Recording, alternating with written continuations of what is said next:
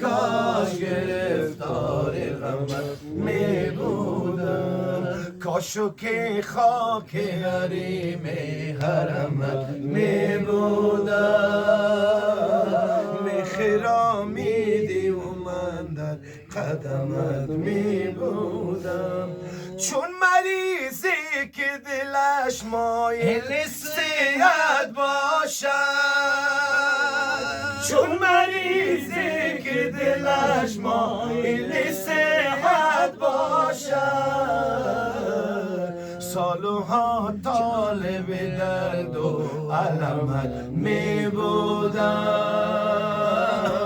سالها طالب درد و علمت می بودم کاش که خاک حریم حرمت می بودم میخرامیدی و من در قدمت می بودم میخرامیدی و من در قدمت می بودم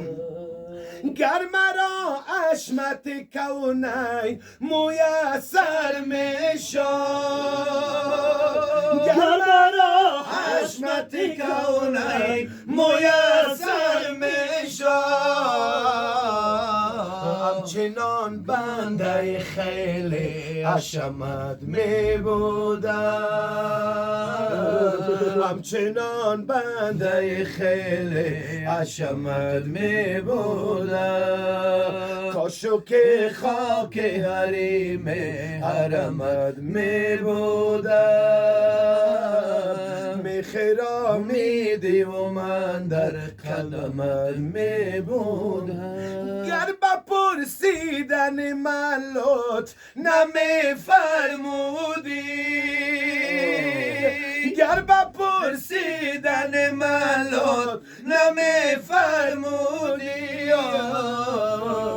سالها چشم برای کرمت می بودم سالها چشم برای کرمت می بودم اینقدر حسن و لطافت که خدا داده به تو اینقدر حسن و لطافت که خدا داده به تو گر زکاتش ندهی از تو گدا می رنجد گر زکاتش ندهی از تو گدا می رنجد گر تو یک راز کرم سوی الالی گذری گر تو یک راز کرم سوی الالی گذری سالها چشم برای کرمت می بودم سالها چشم برای کرمت می بودم کاشو که خاک حریم